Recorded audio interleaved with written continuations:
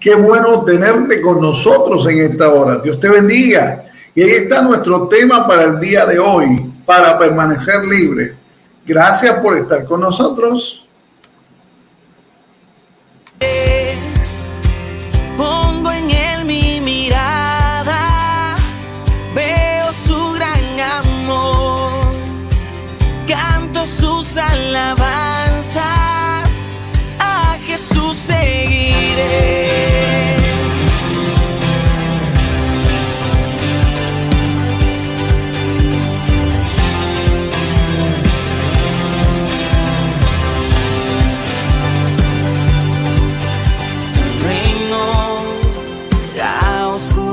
Venció, llenas de color todo el mundo con tu salvación. Traes libertad a este lugar, con tu resplandor las tinieblas se disiparán. Su trono él dejó, su amor me alcanzó, el infinito Dios, mi Salvador. A Jesús seguiré, pongo en él mi mirada, veo su gran amor, canto sus alabanzas.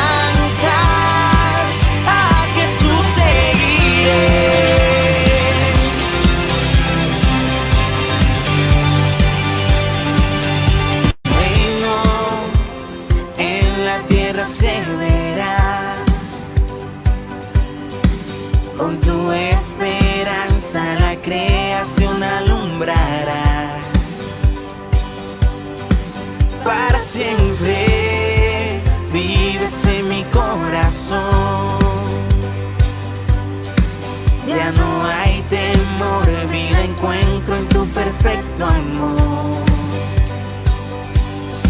Su trono él dejó, su amor me alcanzó, el infinito Dios, mi Salvador. A Jesús seguiré, pongo en él mi mirada, veo su gran amor, canto sus alabanzas, a Jesús seguiré.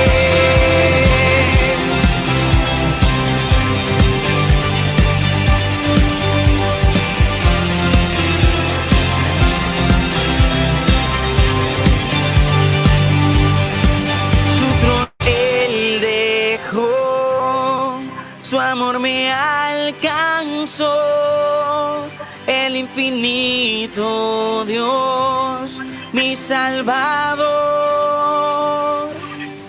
Su trono él dejó, su amor me alcanzó, el infinito Dios, mi Salvador. A Jesús seguiré, a Jesús seguiré.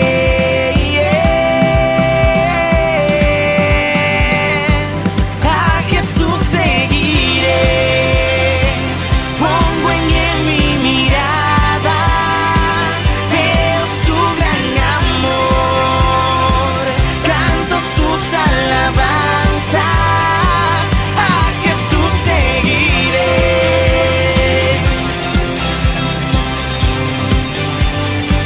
A Jesús seguiré.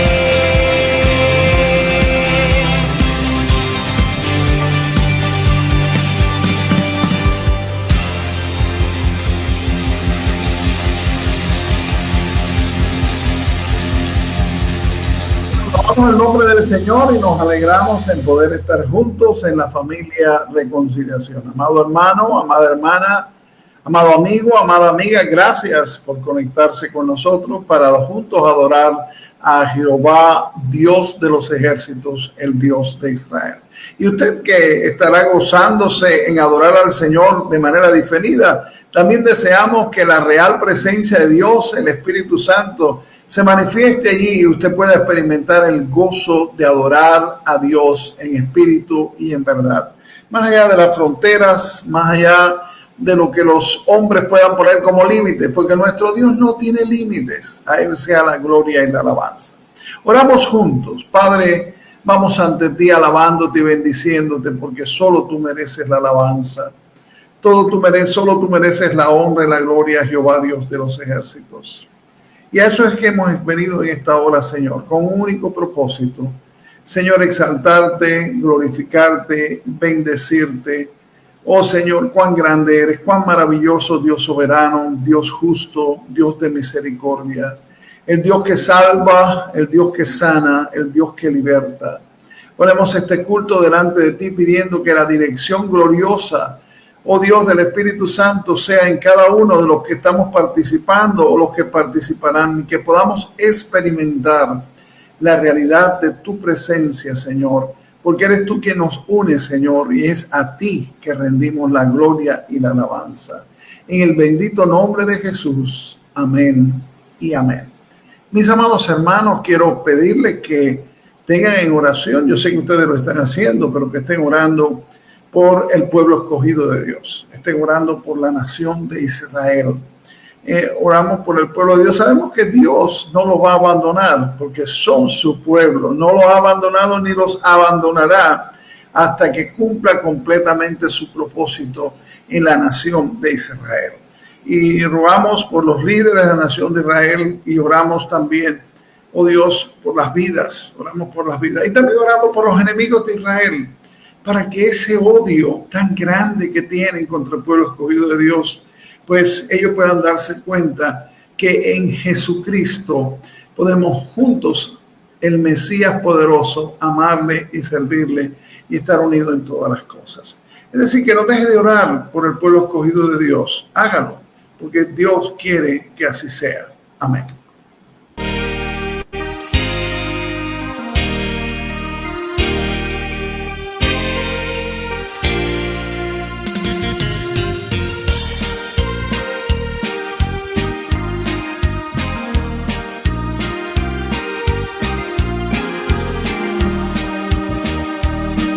Hallé un buen amigo, mi amado Salvador. Contaré lo que él ha hecho para mí. Hallándome perdido e indigno pecador, me salvó y hoy me guarda para sí. Me salva del pecado, me guarda de Satán. Promete estar conmigo hasta el fin. Aleluya, Él consuela mi tristeza, me quita todo afán. Grandes cosas Cristo ha hecho para mí. Jesús jamás me falta, jamás me dejará. Es mi fuerte y poderoso protector.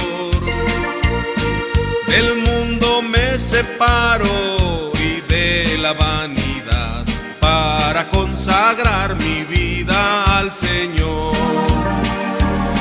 Si el mundo me persigue, si sufro tentación, confiando en Cristo puedo resistir. Aleluya, la victoria me segura y elevo mi canción. Grandes cosas Cristo ha hecho para mí.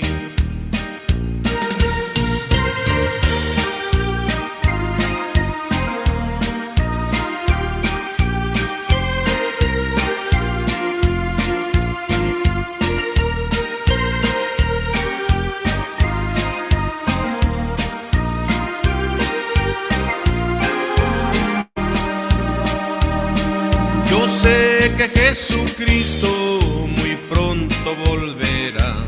y entre tanto me prepara un hogar. En la casa de mi Padre, mansión de luz y paz, todo el creyente fiel con él ha de morar. Llegándome a la gloria, ningún pesar tendré, contemplaré su rostro siempre allí. Aleluya, con los santos redimidos, gozoso cantaré, grandes cosas Cristo ha hecho para mí. Grandes cosas Cristo ha hecho para mí.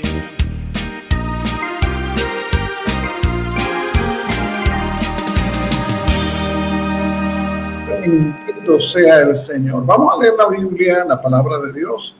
Yo le quiero invitar a buscar en el libro de los Salmos, el Salmo 143. Vamos a leer todo el Salmo 143, que consta de 12 versículos. Es decir, que búsquenlo en su Biblia y vamos a leerlo como hacemos en reconciliación. Lo leemos de manera audible. Ahí donde usted está, lea junto con su familia. Si está solo, si está con... léalo en voz audible. Lea la Biblia, que es la palabra de Dios. Y leemos el Salmo 143 que dice: Oh Jehová, oye mi oración. Escucha mis ruegos. Respóndeme por tu verdad, por tu justicia, y no entres en juicio con tu siervo, porque no se justificará delante de ti ningún ser humano, porque ha perseguido el enemigo mi alma, ha postrado en tierra mi vida, me ha hecho habitar en tinieblas como los ya muertos, y mi espíritu se angustió dentro de mí, está desolado mi corazón. Me acordé de los días antiguos, meditaba en todas tus obras, reflexionaba en las obras de tus manos, extendí mis manos a ti, mi alma a ti como la tierra sedienta.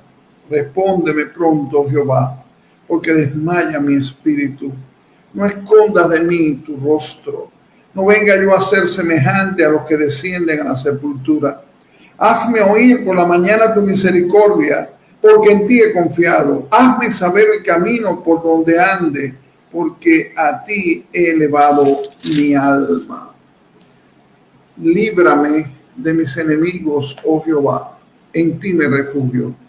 Enséñame a hacer tu voluntad, porque tú eres mi Dios. Tu buen espíritu me guía a tierra de rectitud. Por tu nombre, oh Jehová, me vivificarás. Por tu justicia sacarás mi alma de angustia. Y por tu misericordia disiparás a mis enemigos y destruirás a todos los adversarios de mi alma, porque yo soy tu siervo. Amén. Bendición de Dios en este salmo, ¿verdad? Que cuenta la experiencia de David y lo que estaba pasando, pero sobre todo su confianza en Jehová, Dios de los ejércitos. Y en ese mismo sentir vamos en esta hora a elevar nuestras peticiones delante del Señor. Esas peticiones, mi amado hermano, que usted ha estado llevando delante del Señor, quizás por un día, quizás por una semana, quizás por un mes, quizás por un año, quizás por muchos años, pero que usted sabe que son conforme a la voluntad de Dios. Porque la Biblia, que es la palabra de Dios, le confirma que usted está orando conforme a la voluntad de Dios. Y usted está llevando delante del Señor con plena certidumbre de que Dios responde la oración. Vamos a orar. Nuestro buen Dios y nuestro Padre, te bendecimos, te exaltamos y te damos gloria a ti que mereces toda la alabanza, oh Jehová. Te alabamos porque solo tú mereces la alabanza. Te adoramos porque solo tú mereces la adoración. Te bendecimos porque tú eres el único que merece, Señor, bendición. Tú que eres el Dios soberano, nuestro Dios. Vamos a ti, Señor, en plena certidumbre de fe. Vamos confiados en lo que tú has afirmado en la Biblia, que es tu palabra. Que tú oyes la petición y el ruego de tus hijos y tus hijas, Señor. Y en esta hora nos unimos como la familia Reconciliación, intercediendo por cada una de las peticiones, oh Señor, que están allí en nuestros corazones. Esas peticiones profundas del alma que sabemos son conforme a tu voluntad, y clamamos, Señor, porque sabemos que tú has de responderla para gloria de tu nombre. Glorifícate y haz en nosotros que tengamos un espíritu de agradecimiento, Señor, para decir: Dios ha obrado, Dios se ha glorificado, a Él sea la honra y la gloria. Oh Señor, responde a nuestros ruegos. En ti esperamos, Señor, tú eres nuestra confianza. Y Padre, una vez más pedimos en esta hora por tu pueblo escogido Israel. Pedimos que la bendición tuya sea, Señor, sobre el pueblo que tú has escogido. Y lo bendecimos en tu nombre, Señor, pidiendo por la paz de Jerusalén. Y confiado, Señor, que nada ni nadie podrá destruir, porque tú peleas por la nación de Israel. A ti sea la gloria y la alabanza en Jesús. Amén y amén. Aleluya. Gloria al Señor.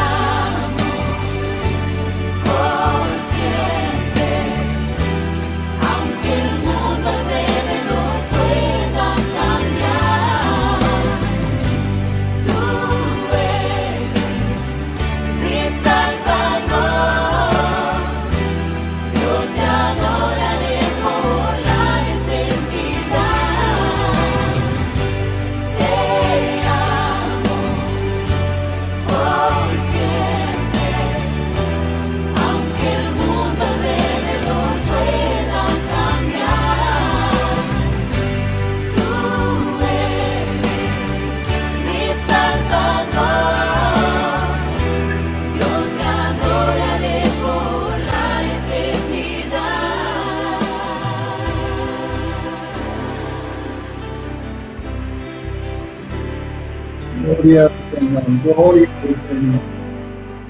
Gloria a Dios. Para permanecer libres, nuestro tema de hoy es la continuación del estudio de la carta del apóstol San Pablo a los Gálatas. Estamos ahí agarrados en el estudio de esta carta, que es la carta de la libertad cristiana. Y el tema de hoy es para permanecer libre. Pero antes de entrar en el tema, quisiera volver a orar. Quisiera de nuevo llevar corazones delante de la presencia de Dios. Padre, te necesitamos tanto en esta hora, Señor. Necesitamos tu gracia, tu misericordia, la iluminación del Espíritu Santo. Y en esta hora pedimos una vez más que tú seas glorificado. Que cada palabra, Señor, que cada cita bíblica, tú la uses, Dios, el Espíritu Santo, para hablar a nuestros corazones y nos enseñes la verdad que tú quieres enseñarnos en esta hora. Te lo rogamos en el bendito nombre de Cristo Jesús. Amén y amén.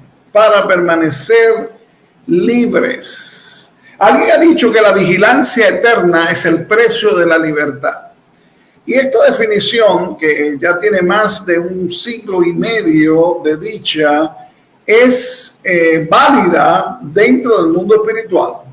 El apóstol Pablo había arriesgado su vida para llevar el evangelio de la gracia de Dios y no iba a permitir que el enemigo le privara de su libertad en Cristo.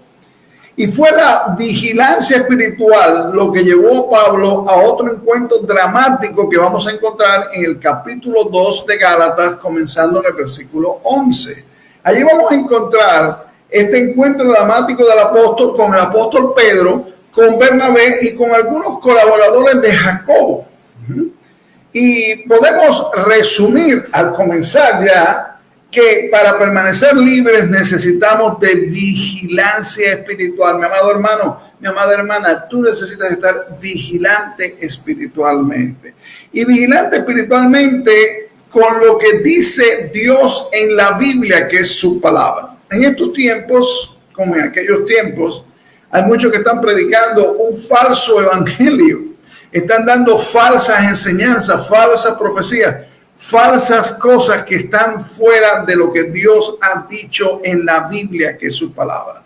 Apégate a la Biblia, lee la Biblia, medita en la Biblia, estudia la Biblia y sigue la Biblia, no lo que te dicen los hombres, no lo que te dice este o aquel pastor o profeta o apóstol, no, lo que dice la Biblia. Y vamos a encontrar que lo primero que sucedió allí está en Gálatas capítulo 2, los versículos 11 y 13, el repliegue de Pedro. Y yo le voy a invitar a tener allí Gálatas capítulo 2. Y vamos a leer los versículos 11, 12 y 13 de Gálatas 2. ¿Ya lo tienes? Dice: pero cuando Pedro vino a Antioquía, le resistí cara a cara, porque era de condenar, pues antes que viniesen algunos de parte de Jacobo, comía con los gentiles, pero después que vinieron se retraía y se apartaba porque tenía miedo de los de la circuncisión, y en su simulación participaban también los otros judíos, de tal manera que aún Bernabé fue también arrastrado por la hipocresía de ellos.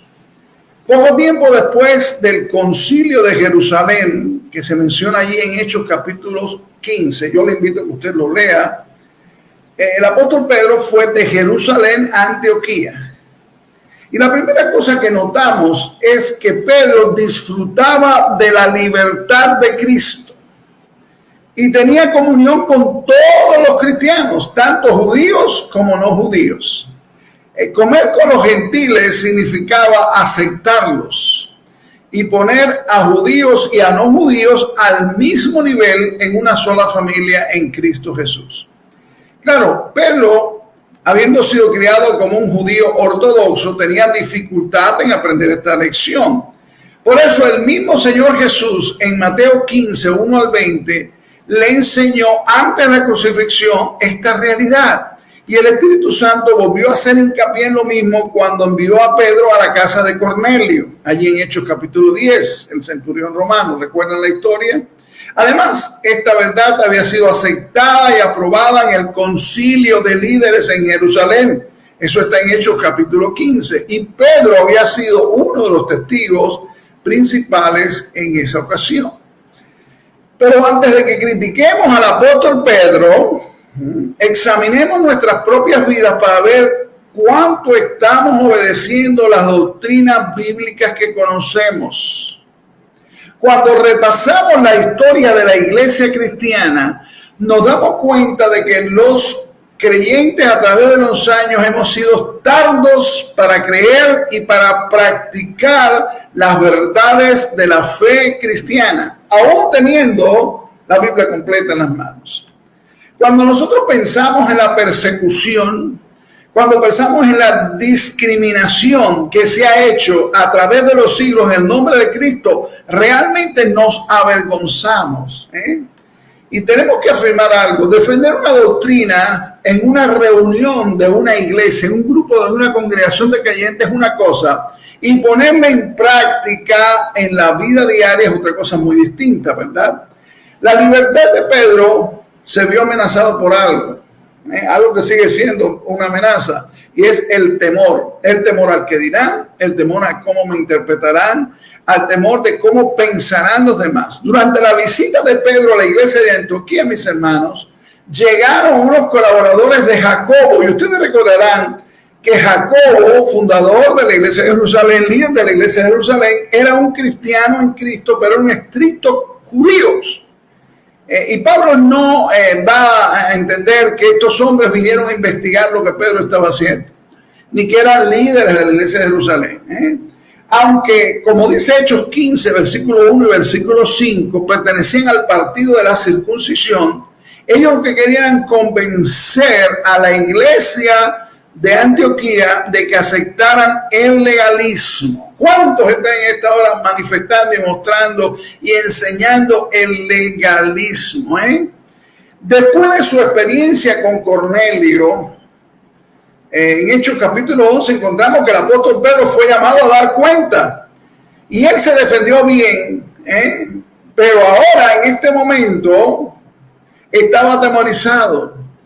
Pedro no tuvo miedo de obedecer al Espíritu Santo cuando envió al centurión Cornelio, ni temía dar testimonio ante el concilio de Jerusalén. Pero ahora, con la llegada de algunos miembros de la oposición, Pedro perdió su valor.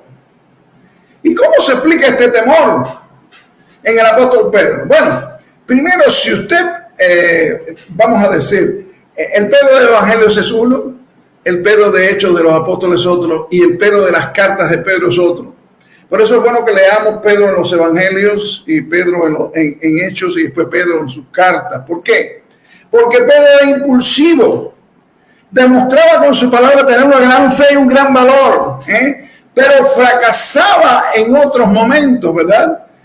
Usted recordará la historia en los Evangelios, cuando él vio al Señor Jesús caminando sobre el mar de Galilea y le dijo: Señor, si eres tú, que yo vaya, yo camine sobre el agua. Y salió a caminar, pero se atemorizó y comenzó a hundirse.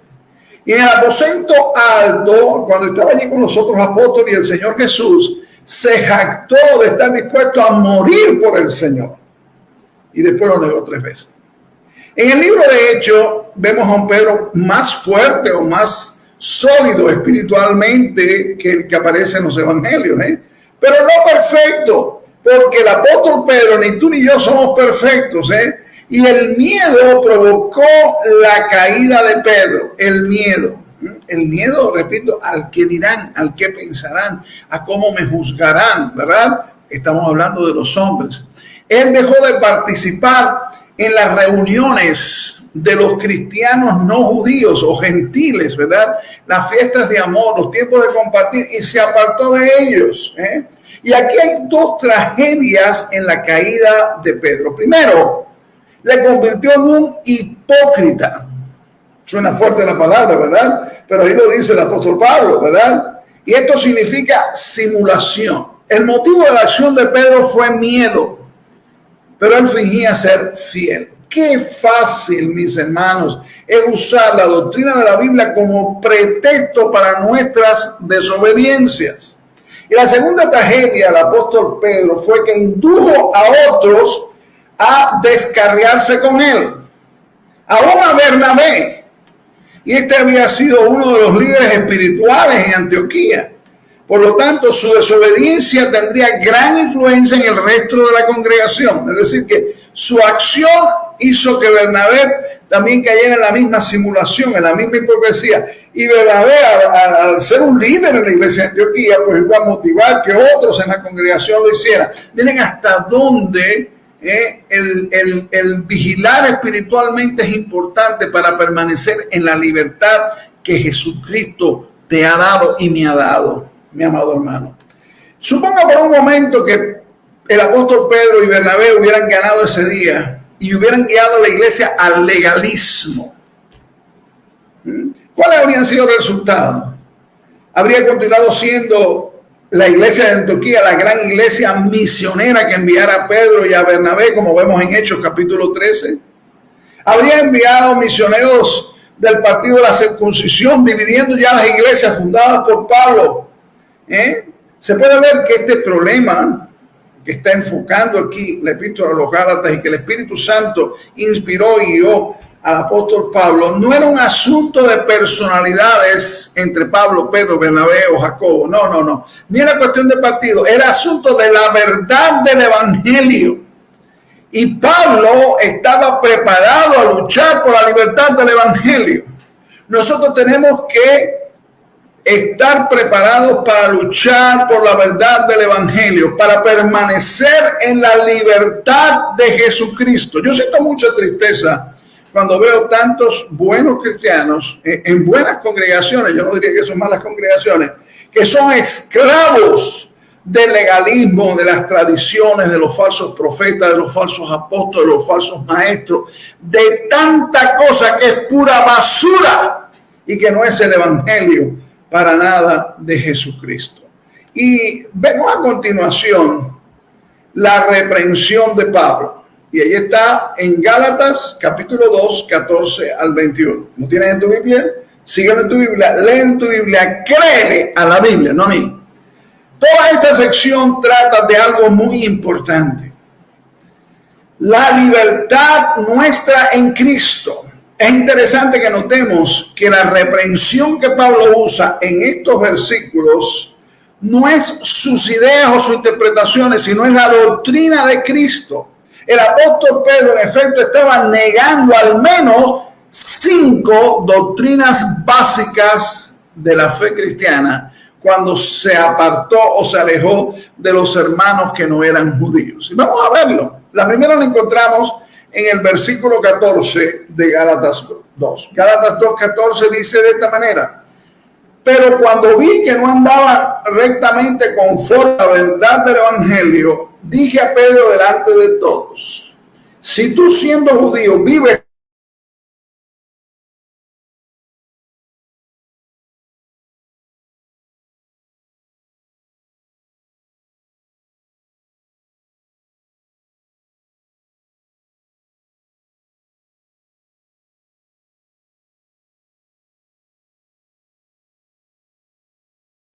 Pedro era judío, pero por medio de la confianza que había puesto en Cristo, se había convertido en cristiano y por tanto era parte de la iglesia, en la cual no hay, escucha bien, distinción de culturas. No. Hemos visto cómo el Señor enseñó a Pedro esta lección importante. Primeramente lo hizo en la casa de Cornelio y después en el concilio de Jerusalén. Las palabras del apóstol Pablo han de haber entristecido a Pedro. Si tú, siendo judíos, vives como los gentiles y no como judíos, ¿por qué obligas a los gentiles a judaizar? Pedro mismo había dicho en el concilio de Jerusalén, en Hechos 15:9, que Dios ninguna diferencia hizo entre nosotros y ellos. Y ahora mismo andaba haciendo distinción entre judíos y no judíos. El pueblo de Dios es uno, aunque esté dividido en varios grupos. Cualquier práctica que no esté de acuerdo con la Biblia y que separe a un hermano del otro, niega la unidad del cuerpo de Cristo. Pero vuelvo a decir, cualquier práctica que no esté de acuerdo con la Biblia y que separe a un hermano de otro, un hermano en Cristo, niega la unidad del cuerpo de Cristo. Y la segunda doctrina que la actitud del apóstol Pedro quebrantó está en los versículos 15 y 16. 15 y 16 de Gálatas 2. ¿Lo tienes en tu Biblia? Dice 15 y 16. Nosotros, judíos de nacimiento y no pecadores desde los gentiles, sabiendo que el hombre no es justificado por las obras de la ley, sino por la fe de Jesucristo, nosotros también hemos creído en Jesucristo para ser justificados por la fe de Cristo y no por las obras de la ley, por cuanto por las obras de la ley nadie será justificado. La justificación por la fe. La otra doctrina que estaba allí quebrantando. Y la palabra justificación aparece por primera vez en esta carta, en estos versículos que acabamos de leer. Y probablemente en todos los escritos del apóstol Pablo, porque muchos consideran que la carta a los Gálatas fue la primera carta escrita por el apóstol Pablo. La justificación por la fe fue el tema de la Reforma Protestante y es importante que entendamos la doctrina de la justificación por la fe. Job dijo en Job 9:2, ¿y cómo se justificará el hombre con Dios? Y esta es una pregunta vital, ya que la respuesta determina las circunstancias eternas. En Habacuc 2:4 dice el profeta, el justo por la fe vivirá. Y esa es la respuesta de Dios. Y esta verdad fue la que le dio libertad a Martín Lutero del temor y de la esclavitud y del legalismo y las tradiciones de los hombres. El justo por la fe vivirá. Y esta verdad importante la vemos repetida en 3 libros más del Nuevo Testamento. En Romanos, en Gálatas y en Hebreos. En Romanos explica el significado, el justo. En Gálatas vivirá. Y en Hebreo por la fe. Pero, ¿qué es la justificación? Quiero que prestes atención. La justificación es el acto por medio del cual Dios declara, y enfatizo, declara, justo al pecador que cree en Cristo. Esta es una definición muy importante. Dice que la justificación es un acto, no un proceso. Ni usted ni yo nos estamos salvando. Estamos siendo perdonados nuestros pecados. No, de ninguna manera. La justificación es un acto, no un proceso. Y ahí quizás donde algunos de nuestros hermanos y algunos de nuestros amigos y estudiosos de la Biblia entran en una contradicción importante. Cuando la Biblia dice y habla claramente que debemos ocuparnos de nuestra salvación, está hablando en términos de santificación. Pero usted tiene que ser justificado primero para después comenzar a ser santificado hasta el día que esté con el Señor, que será finalmente glorificado. Ya tendremos una serie de mensajes de nuevo sobre justificación, santificación y glorificación. Pero se acostumbra a confundir y se confunde mucho como si el ser justificado fuera un proceso. No. Ningún cristiano puede ser más justificado que otro delante de Dios. Dice ahí la traducción literal de Romanos 5:1, pues habiendo sido una vez por todos justificados por la fe, tenemos paz para con Dios. La justificación por fe es una transacción instantánea e inmediata entre Dios y el pecador que confía en Cristo. Miren, mis hermanos, si la justificación fuera por medio de las obras, entonces sería un proceso gradual. Además, la justificación es un acto de Dios. No es el resultado del carácter o de las obras tuyas y mías. Dice Romanos 8:33, Dios es el que justifica. Y no es por las obras de la ley que el pecador obtiene una relación correcta con Dios.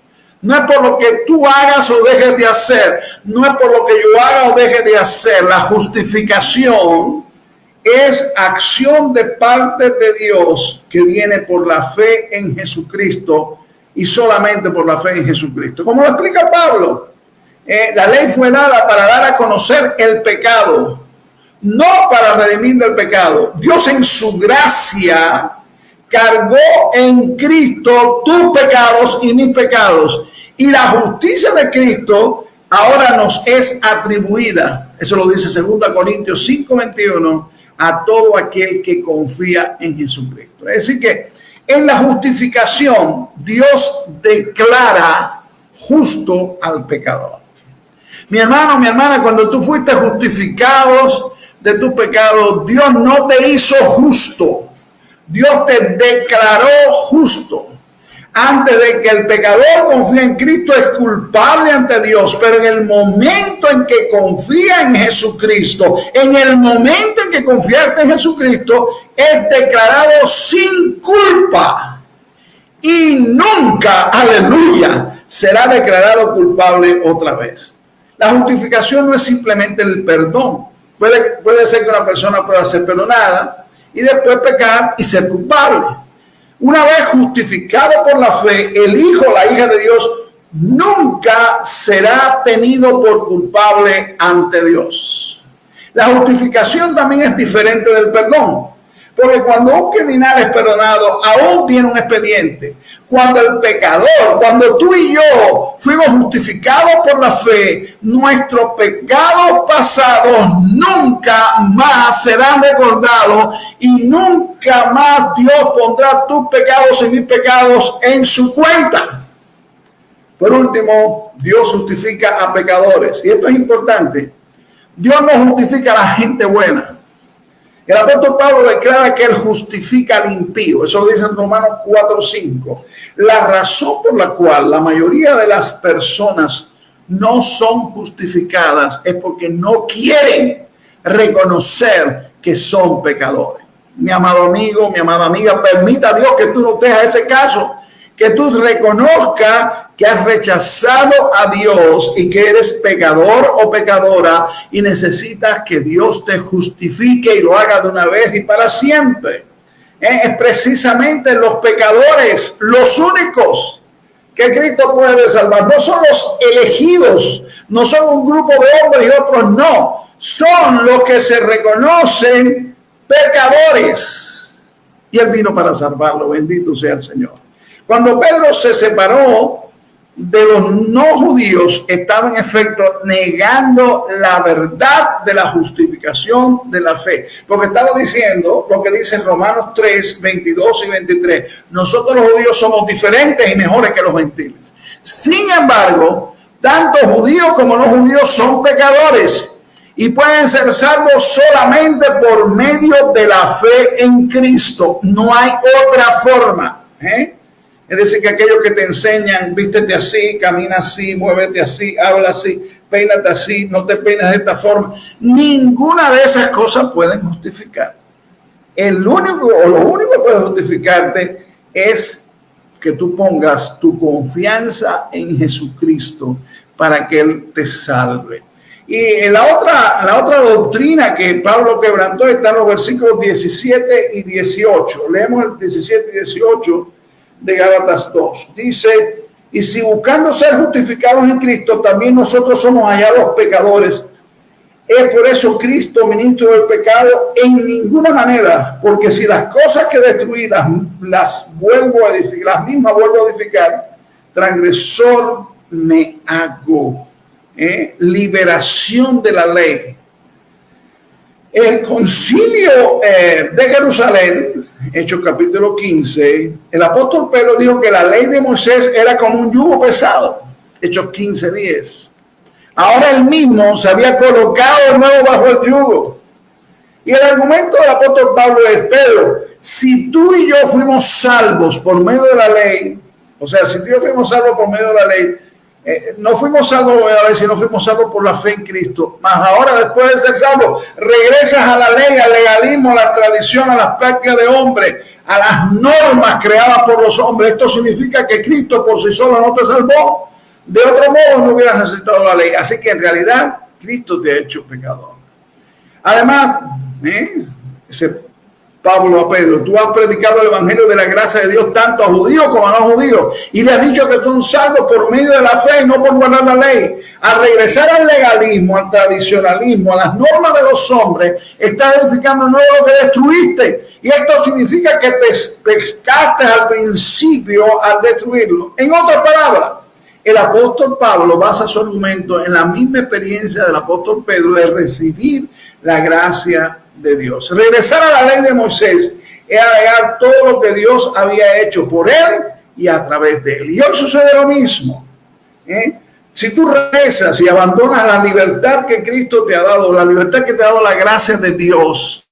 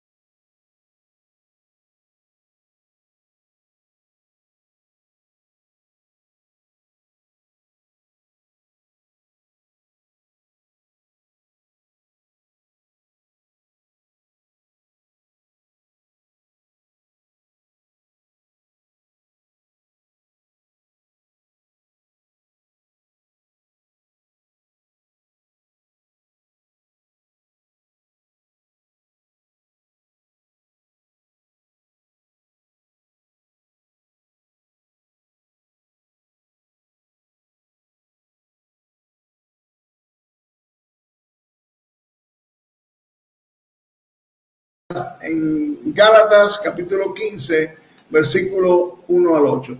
Somos salvos por medio de la fe en Cristo. Él murió por nosotros y vivimos. No somos salvos por la fe en Cristo que murió por nosotros, sino vivimos por medio de la fe en Cristo. Él vive en nosotros.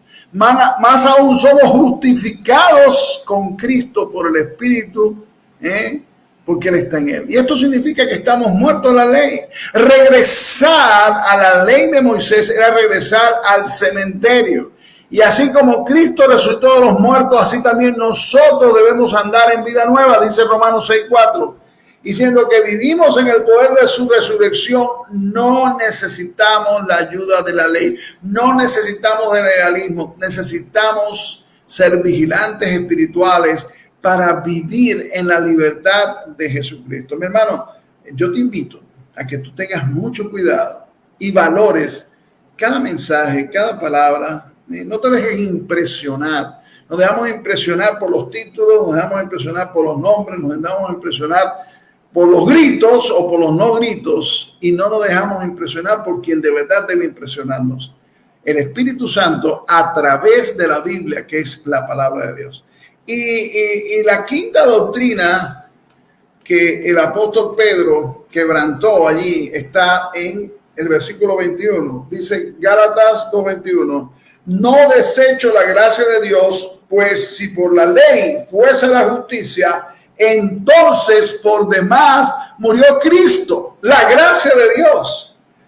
Estos falsos maestros, estos falsos apóstoles, estos falsos profetas, los judaizantes, querían mezclar la ley y la gracia.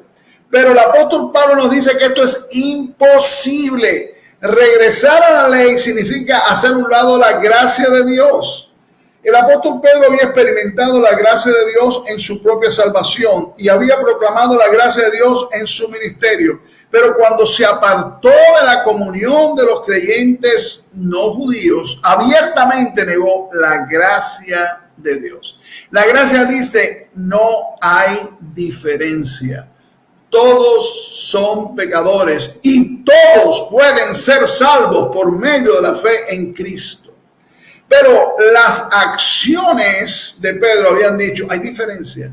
La gracia de Dios no es suficiente. También necesitamos la ley.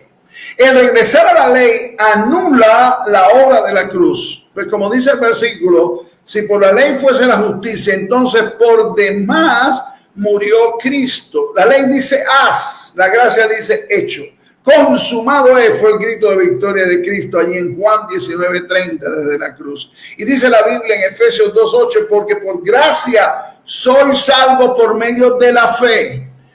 No se nos dice la reacción que tuvo el apóstol Pedro a la reprensión de Pablo, pero la Biblia parece indicar que reaccionó a su pecado y fue restaurado a la comunión de los hermanos en Cristo. Y en último lugar, nuestro último lugar en este día, en esta hora, es la reacción del cristiano.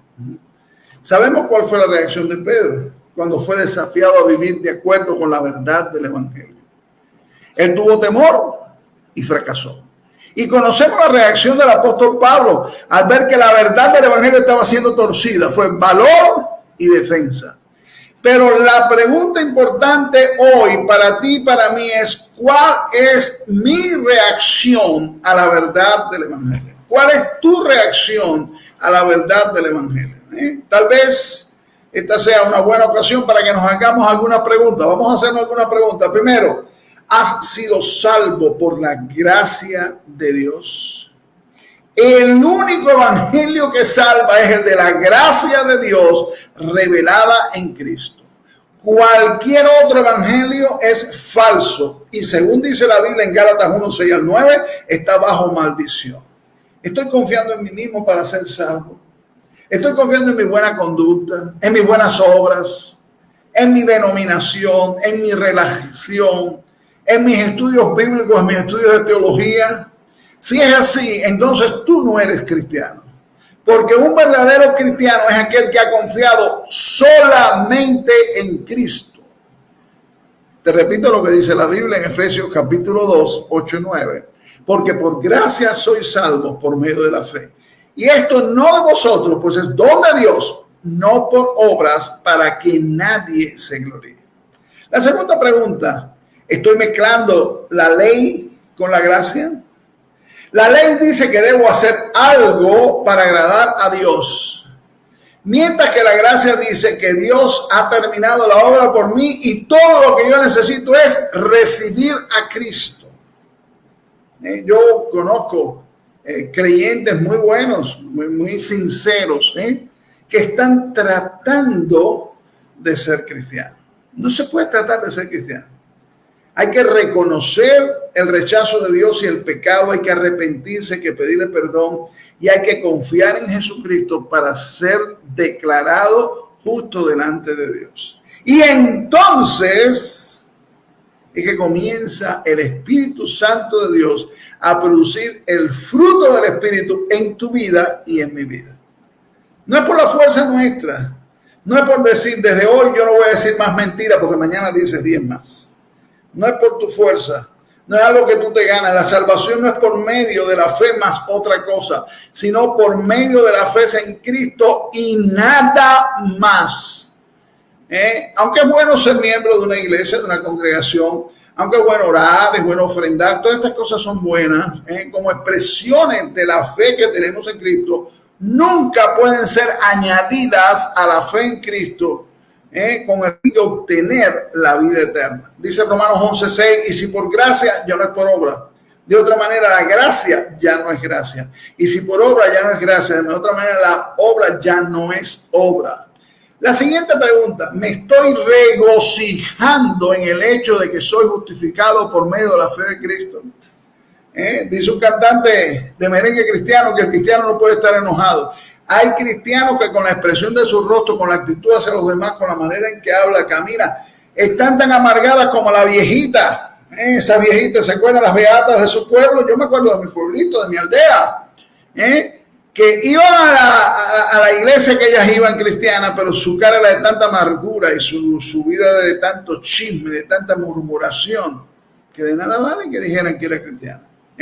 A menudo se ha dicho que el justificado significa que Dios ve al pecador que cree en Cristo como si nunca hubiera pecado. Así te ve Dios cuando tú pones tu confianza en Jesucristo. Y esto trae gozo, hermano. Esto trae paz.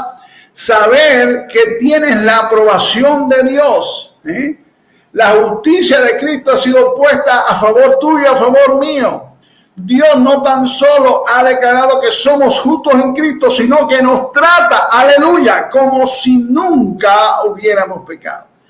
Nunca más debemos temer el juicio de Dios, pues nuestros pecados ya han sido juzgados en Cristo sobre la cruz. ¡Qué bendición!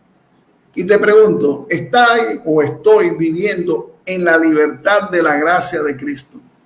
Libertad no quiere decir libertinaje, significa libertad en Cristo para gozarme en Cristo y para llegar a ser como Cristo quiere que yo sea.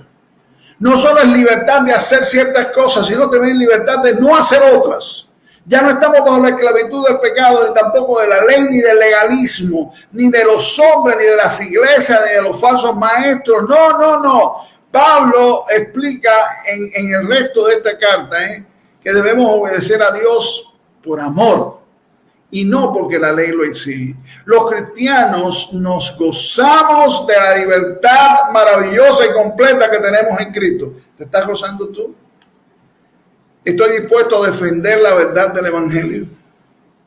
Esto quiere decir que no temamos a los que niegan las verdades que nos han traído vida eterna en Cristo Jesús. Dice Gálatas 1:10, el apóstol Pablo: ¿busco ahora el favor de los hombres o el de Dios? ¿O trato de agradar a los hombres? Pues si todavía agradara a los hombres, no sería siervo de Cristo. Muchos creen que la salvación es por medio de la fe en Cristo más algo. Hacer buenas obras, guardar ciertos ritos, obedecer ciertas reglas y ciertas normas de mi iglesia o de mi grupo. No tenemos la autoridad de Pablo, no somos apóstoles, pero tenemos la Biblia, que es la palabra de Dios, y nuestra obligación es compartir la verdad de Jesucristo y la libertad de Jesucristo. Estoy andando rectamente conforme a la verdad del Evangelio. Terminamos con esa pregunta. La mejor manera de defender la verdad de Jesucristo es viviéndola. Yo siempre que digo esto pienso en mis padres. Lo que el Espíritu Santo usó para que tocara mi corazón no fueron los buenos sermones que oí ni los buenos estudios bíblicos. No. Fue el testimonio de la vida diaria de mi padre y mi madre. La defensa verbal del Evangelio va a lograr muy poco si mi vida contradice lo que predico. El apóstol Pablo nos explica cómo vivir en la libertad por la gracia de Dios, y es importante que obedezcamos esto que él dice, ¿verdad? El apóstol Pablo mantuvo los principios de la verdad del Evangelio, y así debemos hacerlo nosotros, de una manera vigilante, de una manera confiada. El Evangelio de Jesucristo es simple, es para vivirlo.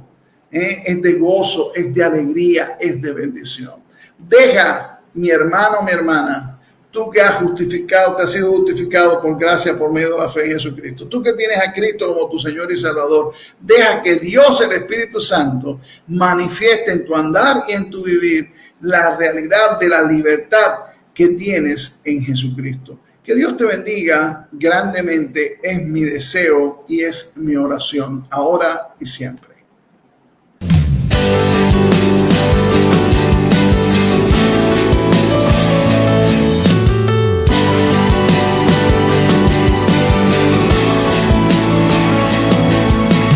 Resplandece el sol, tú me iluminas el camino por donde voy. Siento que tu amor hoy me da vida, mi destino, el cambio. Cuando mi camino era sombra de muerte, tú llegaste a mi vida y me diste tu luz.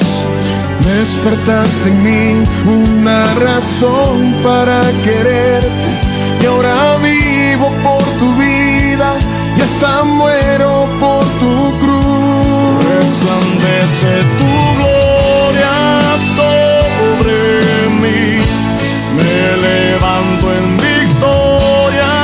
Sin ti no sé vivir,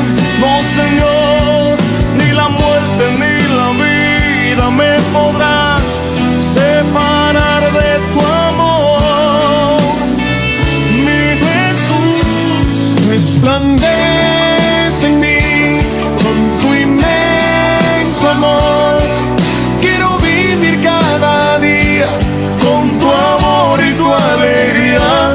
Resplandece en mí con tu inmenso amor. Quiero vivir cada día adorándote, Señor.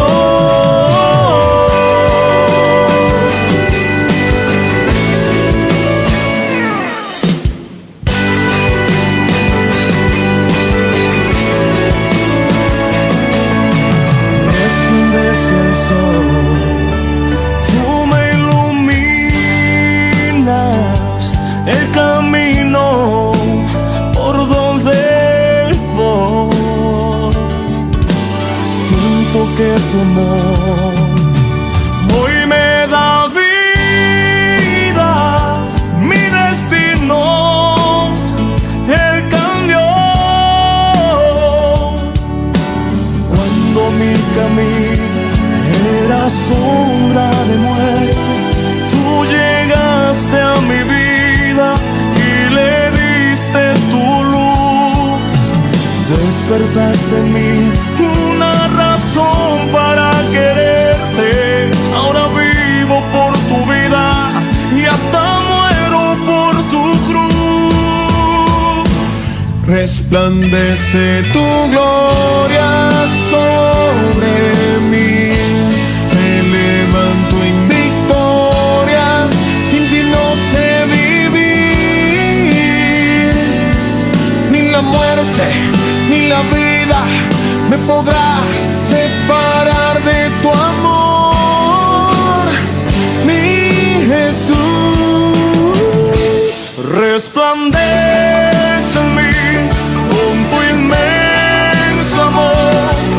Quiero vivir cada día con tu amor y tu alegría. Resplandece en mí con tu inmenso amor. Quiero vivir cada día adorándote, Señor.